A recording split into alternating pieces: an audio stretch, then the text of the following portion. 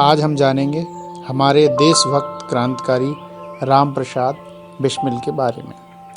जब भी देशभक्ति की बात होती है तो आज भी दो सबसे महत्वपूर्ण गाने आंदोलनकारियों के लिए प्रेरणा के स्रोत बनते हैं। मेरा रंग दे बसंती चोला और दूसरा है देश हित पैदा हुए हैं देश पर मर जाएंगे।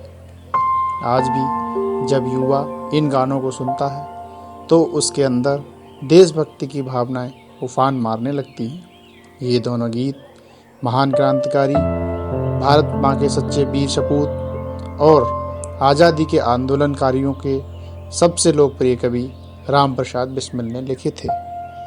जब जब भारत की स्वाधीनता इतिहास में महान क्रांतिकारियों की बात होगी तब तब भारत माँ के इस वीर सपूत का जिक्र होगा।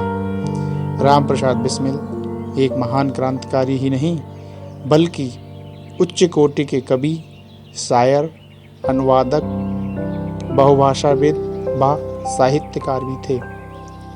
इन्होंने अपनी बहादुरी और सूझबूझ से अंग्रेजी हुकूमत की नींद उड़ा दी थी और भारत की आज़ादी के लिए केवल 30 साल की उम्र में अपने प्राणों की आहुति दे दी।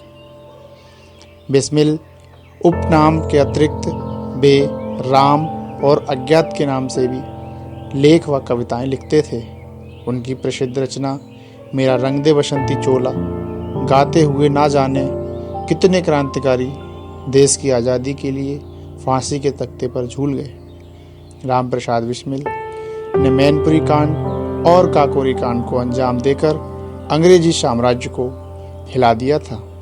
लगभग 11 वर्ष के क्रांतिकारी जीवन में उन्होंने कई पुस्तकें लिखी और स्वयं ही उन्हें प्रकाशित किया।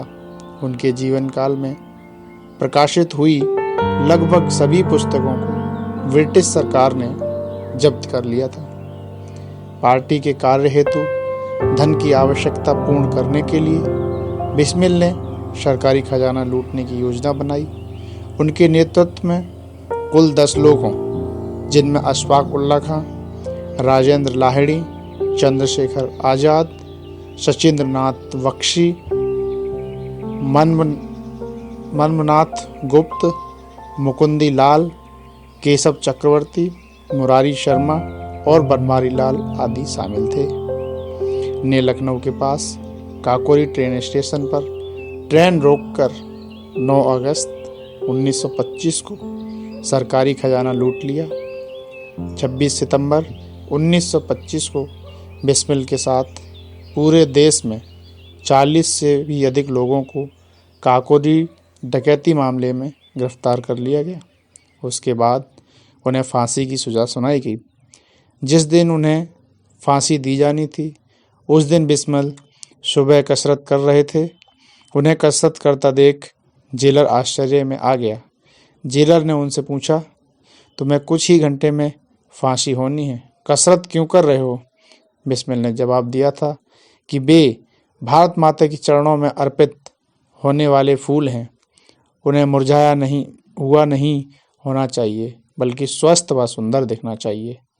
जय हिंद, जय भारत।